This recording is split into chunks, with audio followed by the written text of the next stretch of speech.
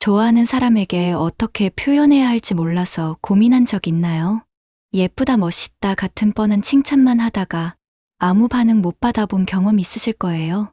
오늘은 정말로 상대방 마음을 움직이는 칭찬과 관심 표현 방법을 알려드리겠습니다.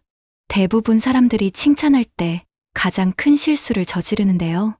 바로 겉모습에 대한 칭찬만 하는 겁니다. 예쁘다, 잘생겼다, 스타일 좋다 이런 말들은 솔직히 누구나 할 수 있는 말이에요.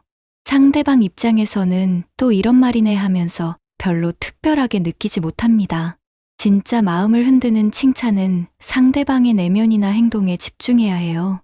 예를 들어 목소리가 정말 따뜻해요 라고 하면 어때요? 이런 칭찬은 외모가 아닌 그 사람만의 특별한 매력을 인정해주는 거잖아요. 첫 번째, 구체적인 행동에 대해 칭찬하세요. 오늘 정말 예뻐요. 보다는 웃을 때 눈이 초승달 모양이 되는 게 너무 매력적이에요. 가 훨씬 임팩트가 커요. 구체적일수록 상대방은 이 사람이 나를 정말 자세히 봐주는구나 라고 느끼게 됩니다. 말하는 방식이 되게 차분하고 듣기 좋아요. 걸을 때 자세가 정말 당당해 보여요. 생각 정리해서 말하는 게 되게 똑똑해 보여요. 이런 식으로 상대방의 작은 행동들을 세심하게 관찰해서 칭찬하는 거죠. 두 번째, 성격이나 가치관에 대한 칭찬이 가장 효과적입니다. 외모는 타고난 거지만 성격은 그 사람이 만들어 온 것이거든요. 그래서 성격을 칭찬받으면 더 특별하게 느껴져요. 배려심이 정말 깊으시네요. 항상 긍정적으로 생각하는 게 보기 좋아요. 다른 사람 입장에서 생각해주는 모습이 인상적이에요. 이런 칭찬들은 상대방의 정체성을 인정해주는 거라서 마음에 오래 남습니다. 특히 상대방이 평소에 중요하게 생각하는 가치관을 칭찬해주면 정말 좋아해요.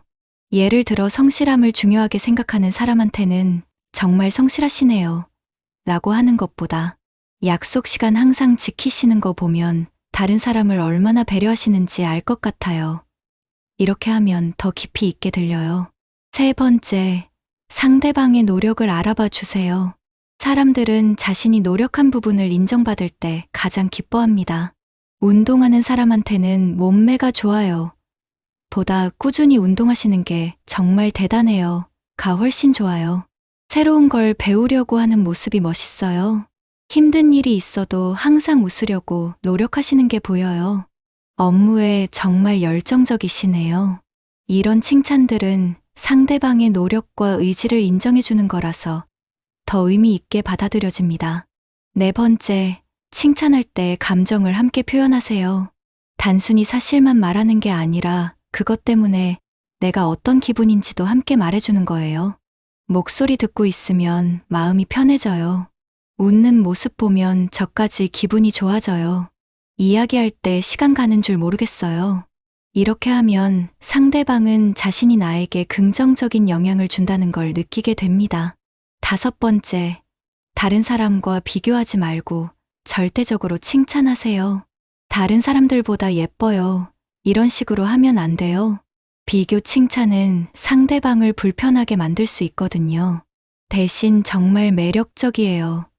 너무 멋있어요. 이런 식으로 절대적인 표현을 쓰세요. 그래야 상대방이 순수하게 기분 좋아할 수 있습니다. 여섯 번째, 타이밍이 정말 중요해요. 칭찬은 그 순간에 바로 해줘야 효과가 커집니다. 나중에 어제 그거 정말 좋았어요 하는 것보다 그 순간에 지금 정말 멋있어요 라고 하는 게 훨씬 임팩트가 있어요. 특히 상대방이 힘들어하거나 자신감이 없어 보일 때 칭찬해주면 더 큰 힘이 됩니다. 요즘 힘드시죠?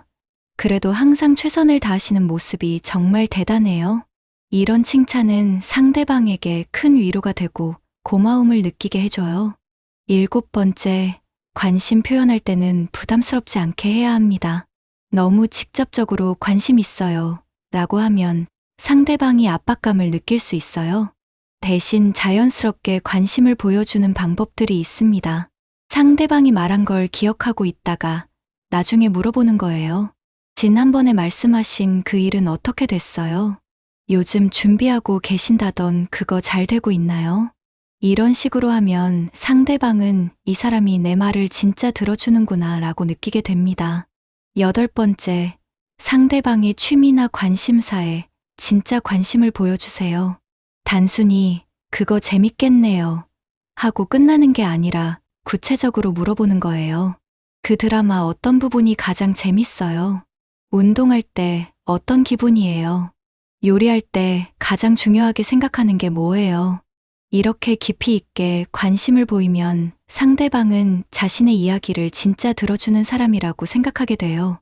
9번째, 상대방의 감정을 공감해 주세요. 기쁜 일이 있을 때는 함께 기뻐해 주고 힘든 일이 있을 때는 위로해 주는 거예요. 하지만 이때 주의할 점이 있습니다. 상대방이 힘들어할 때 섣불리 조언하려고 하지 마세요.